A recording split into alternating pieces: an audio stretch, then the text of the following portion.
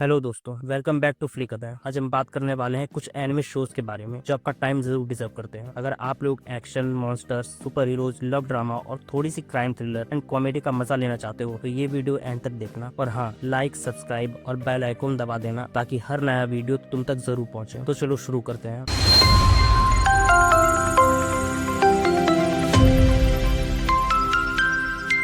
तो लिस्ट की पहली सीरीज है काइजू नंबर 8। ये एक एनिमे सीरीज है जो नायोया मात्सुमोटो के मांगा से अडेप्टेड है। स्टोरी है काक्का हिबिनो की, एक 32 साल का बंदा जो काइजू क्लीनअप क्रू में काम करता है। काइजू मतलब है ये बड़े बड़े गॉडजिला लाइक मॉन्स्टर्स जो जापान में हर बार तबाही मचाते हैं। काक्का का ड्रीम था डिफेंस फोर्स ज्वाइन करना और काइजू से लड़ना, लेकिन लाइफ ने उसे काइजू के डेड बॉडीज क्लीन करने वाला जॉब दे दिया। लेकिन एक दिन एक छोटा सा पैरासिटिक काइजू उसके मुंह में घुस जाता है और बैम, वो खुद एक ह्यूमनॉइड काइजू बन जाता है। यह है स्टोरी का कोर और यहाँ से शुरू होता है असली मजा। अब मैं तुम्हें बताता हूँ कि मुझे ये एनिमे क्यों इतना पसंद आया। पहली बात, एनिमेशन क्वालिटी एकदम टॉप नॉच। प्रोडक्शन आईजी और स्टूडियो खारा के डिजाइन बहुत कूल है, बिल्कुल नाइटमेयर वाले वाइब्स। फाइट सीन्स में एकदम हाई एनर्जी, फ्लूइड और इंटेंस। जब काफका काइजू फॉर्म में ट्रांसफॉर्म करता है वो सीन्स देख के गूज़बम्स आ जाते हैं। हर एपिसोड्स के एंड में यूर लाइक और दो मुझे और देखना है। अब कैरेक्टर्स की बात करते हैं। Kafka is the heart of the show. वो एक ऐसा प्रोटैगनिस्ट है जो टिपिकल शोलन हीरो से बिल्कुल अलग है। 32 साल का है, थोड़ा लूजर वाइब देता है, लेकिन उसका दिल एकदम सच्चा है। उसका ड्रीम फॉलो करने का पैशन और उसकी कॉमेडी देख के मजा आ जाता है। और बाकी कास्ट भी कम नहीं। मीना अशीरो काफका की चाइल्डहुड फ्रेंड और डिफेंस फोर्स की कैप्टन एकदम बैड एस है। रेनो इचिकावा और किकोरू शिनोमिया जैसे कैरेक्टर्स भी अपनी अपनी स्टोरीज के साथ शाइन करते हैं और हर कैरेक्टर के मोटिव्स क्लियर है और उनका डेवलपमेंट बहुत नेचुरल लगता है। लेकिन ये शो परफेक्ट नहीं है, थोड़ी सी कमी भी है। कुछ लोग बोलते हैं कि स्टोरी थोड़ी प्रिडिक्टेबल है, स्पेशली शुरू के एपिसोड्स में थोड़ा सा टिपिकल शोलन वाइब आता है, अंडरडॉग हीरो, प्रूविंग हिमसेल्फ, ये सब। और कुछ सेकेंडरी कैरेक्टर्स को थोड़ा और डेप्थ मिल सकती थी। थोड़ी सी पेसिंग इश्यूज भी हैं, कभी कभी एक्सपोजिशन ज्यादा हो जाती है जो एक्शन के फ्लो को स्लो कर देता है। लेकिन ये छोटी सी बातें हैं, ओवरऑल एक्सपीरियंस को ये रूइन नहीं करता। तो क्या ये एनिमे देखना चाहिए? बिल्कुल 100%। अगर तुम्हें attack on Titan, my hero academia, Godzilla, mission magic, Victoria wand and sword जैसी स्टोरीज पसंद है तो ये एनिमे तुम्हारे लिए है। ये एक परफेक्ट मिक्स है एक्शन, ह्यूमर और इमोशनल मोमेंट्स का। सीजन 1 के 12 एपिसोड्स एकदम बिंज वर्दी हैं। और good news, season 2 currently ongoing है। तुम इसे करंची रोल पे देख सकते हो या मांगा पढ़ सकते हो। काइजू नंबर 8 एक मस्ट वॉच एनिमे है। लिस्ट की दूसरी सीरीज का नाम है विंड ब्रेकर। ये एक ऐसा एनिमे है जो फॉलो करता है हारुका साकुरा को, एक hot headed first year student जो फ्यूरिन हाई स्कूल में नई जिंदगी शुरू करता है। यहाँ के स्टूडेंट्स अपनी स्ट्रेंथ के लिए फेमस हैं और ये लोग अपने टाउन को प्रोटेक्ट करते हैं थ्रू देयर गैंग बो फ्यूरिन। लेकिन साकुरा का एक ही गोल है, वो बस टॉप पे पहुंचना चाहता है बाय फाइटिंग द स्ट्रॉन्गेस्ट। लेकिन ये स्टोरी सिर्फ लड़ाई के बारे में नहीं है, ये दिखाता है कैसे साकुरा जो एक आउटकास्ट रहा है अपने यूनिक लुक्स और एटीट्यूड की वजह से स्लोली समझता है फ्रेंडशिप, ट्रस्ट और वल्नरेबिलिटी का मतलब। विंड ब्रेकर अपना अलग फ्लेवर रखता है विद इट्स ग्राउंडेड फाइट्स और इमोशनल डेप्थ। स्टोरी थोड़ी प्रिडिक्टेबल है लेकिन हार्ट एंड एक्शन का कॉम्बो इसका प्लस पॉइंट है। बोले तो स्टोरी में दम है पर थोड़ी सी पॉलिशिंग चाहिए थी। अब बात करते हैं एनिमेशन की, जो इस शो का एक बड़ा हाईलाइट है। टॉर वर्क्स ने कमाल कर दिया है, स्पेशली जब बात आती है फाइट सीन्स की। एक नंबर कोरियोग्राफी, हर फाइट में बॉडी मूवमेंट्स, कैमरा एंगल्स और फ्लूइडिटी इतनी मस्त है कि लगता है जैसे एनिमे मूवी देख रहे हो। ईच कैरेक्टर का अपना यूनिक फाइटिंग स्टाइल है जो उनकी पर्सनैलिटी को और भी शाइन देता है। बैकग्राउंड थोड़ी सिंपल है और कभी कभी एनिमेशन में थोड़ी इनकंसिस्टेंसी दिख जाती है, पर जब फाइट्स चलते हैं तो आंखें नहीं हटती। चलो अब कैरेक्टर्स पे बात करते हैं। हारुका साकुरा इसका हीरो है और ये लड़का एकदम अलग है। Half black, half white hair and heterochromia eyes के साथ he is a total stand out. पर ये बंदा थोड़ा सुनिट्रेट टाइप का है, बहुत गुस्सैल पर अंदर से सॉफ्टी। कैरेक्टर डेवलपमेंट स्पेशली जब वो अपने बीच की दीवार को तोड़ता है और दोस्ती करना सीखता है। साइड कैरेक्टर्स भी काफी इंटरेस्टिंग है। अकीहिको नेरे, साकुरा का दोस्त, थोड़ा डीमन स्लेयर के ज़ेनिथसु जैसा वाइब देता है, नर्वस, पैनिकी लेकिन लॉयल। बाकी के बो फ्यूरन मेंबर्स जैसे उमेमिया और सुबाकी अपने बैक स्टोरीज के साथ डेप्थ ऐड करते हैं। हाँ, एक कंप्लेंट है, कुछ कैरेक्टर्स थोड़ी टिपिकल शोनन ट्रोप्स फॉलो करते हैं और बैक स्टोरीज कभी कभी रस्ट लेते हैं, पर ओवरऑल ये गैंग एकदम जबरदस्त है। बात करें म्यूजिक की तो म्यूजिक के बारे में क्या ही बोलूं मैं। साउंड ट्रैक्स एकदम बैंगर है, ओपनिंग सॉन्ग तो दिल में घर कर जाता है और फाइट सीन्स के बैकग्राउंड ट्रैक्स एक्शन को और इंटेंस बनाते हैं। इमोशनल मोमेंट्स में भी म्यूजिक आपको फील दिलाता है, जैसे कन्वर्सेशन ट्रैक जो एक फाइट के एंड में बजता है, गूज़बम्स गारंटेड। बोले तो म्यूजिक ने शो को और कलरफुल किया। बात करें इसकी प्रोज और कॉन्स की तो पहला है फाइट कोरियोग्राफी एकदम लाजवाब है, कैरेक्टर्स के यूनिक स्टाइल और एनिमेशन का कॉम्बो इसको मस्ट वॉच बनाता है। दूसरा, साकुरा का कैरेक्टर आर्क और themes like friendship, redemption and and belonging दिल को टच करता है। कॉन्स की बात करें तो स्टोरी थोड़ी प्रिडिक्टेबल है और पेसिंग कभी कभी स्लो लगती है। कुछ कैरेक्टर इंटरेक्शन थोड़ी कॉर्नी या क्रिंज हो सकती है, स्पेशली जब टॉप नो jutsu मूवमेंट आते हैं। और हाँ, स्कूल सेटिंग थोड़ी अनरियलिस्टिक है भाई। टीचर्स कहाँ है, पुलिस कहाँ है, इन्हें दिखाया ही नहीं, जैसे ये एग्जिस्ट ही नहीं करते। पर ये एनिमे है तो थोड़ी सी सस्पेंशन और बिलीफ तो बनता है। विंड ब्रेकर एक सॉलिड एनिमे है जो शोनन और डिलिक्वेंट जॉनरा के फैंस के लिए परफेक्ट है। अगर आपको टोक्यो रिवेंजर्स या ब्लू लॉक पसंद आया तो ये भी आपको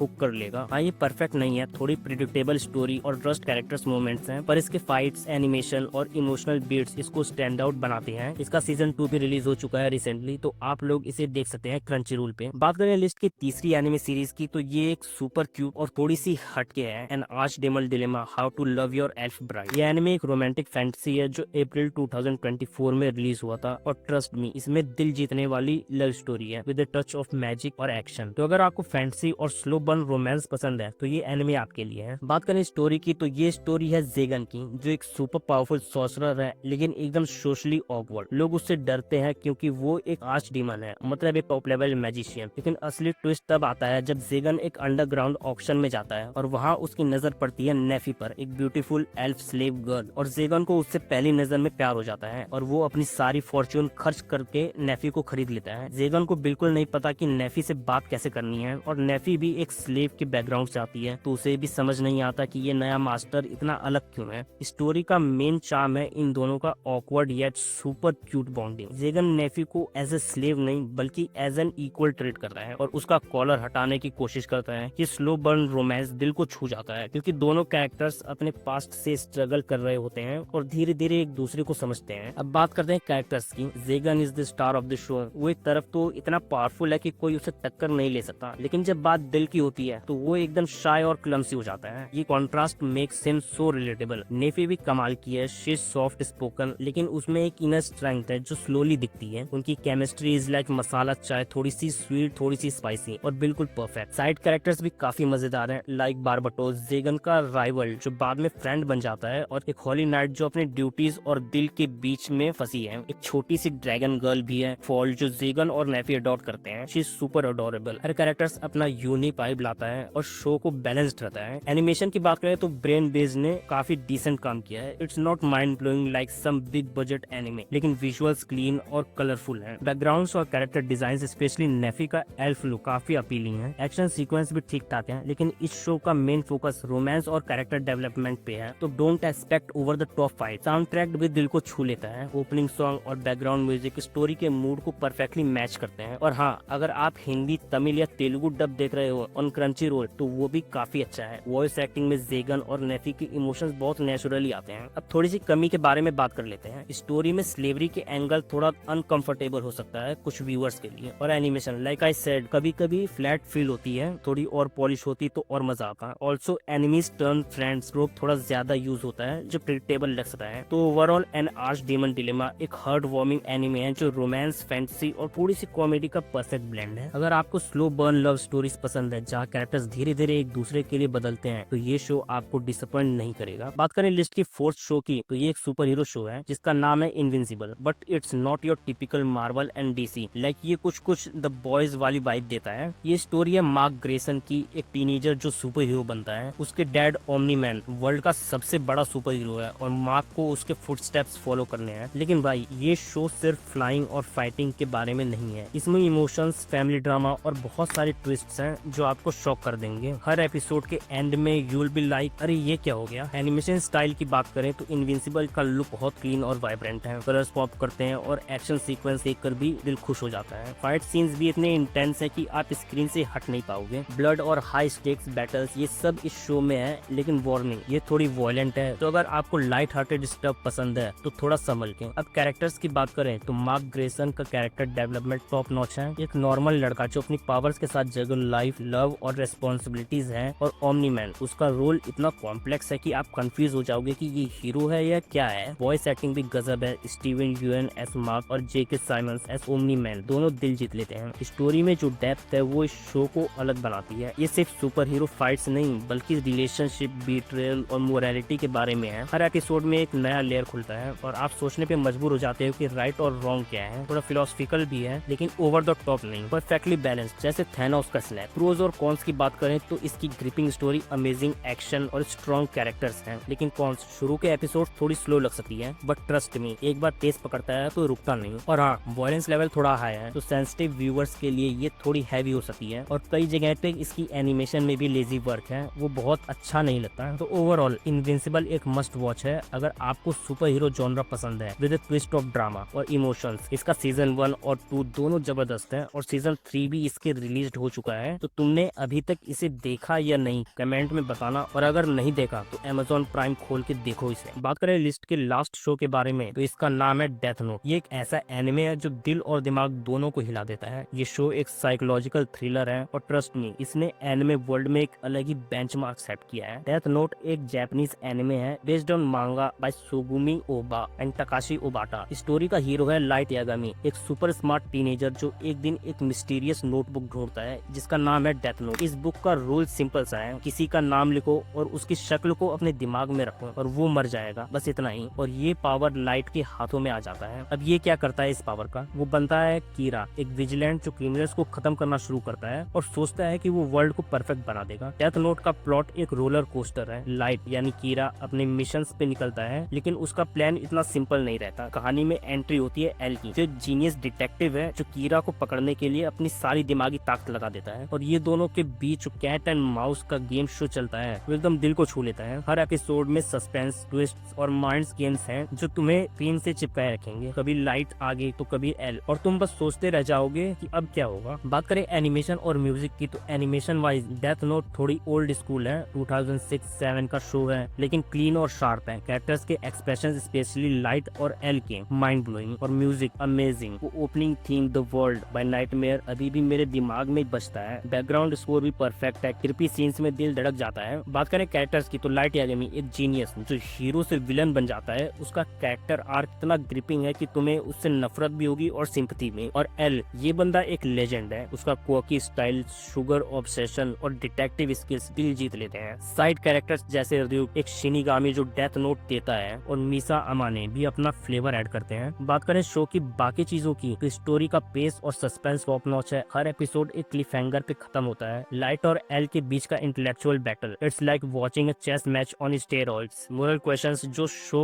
उठाता है, क्या killing bad people for a better world justify होता है, ये सोचने पे मजबूर करता है। हाँ, थोड़ी सी कंप्लेंट है, शो का सेकंड हाफ जब एक मेजर प्लॉट ट्विस्ट होता है थोड़ा स्लो और कम इंटेंस लगता है कंपेयर टू फर्स्ट हाफ, और कुछ लोगों को एंडिंग थोड़ा कंट्रोवर्शियल लगा, लेकिन मुझे पर्सनली पसंद आया। It's dark and fitting. तो भाई डेथ नोट एक मस्ट वॉच शो है, चाहे तुम एनिमे फैन हो या नहीं। ये एक साइकोलॉजिकल मास्टरपीस है जो सस्पेंस, ड्रामा और फिलोसफी का परफेक्ट मिक्स है। अगर तुमने अभी तक इस मास्टरपीस को नहीं देखा तो नेटफ्लिक्स या क्रंची रोल पे जाओ, देखो और मुझे बताना कि कैसा लगा। और हाँ, अगर तुम्हें लाइट के जैसे पावर्स मिल जाए तो क्या करोगे, कमेंट में जरूर बताना। तो मिलते हैं नेक्स्ट रिव्यू में, तब तक स्टे एनिमे क्रेजी। जाने से पहले लाइक, शेयर और सब्सक्राइब करना मत भूलना।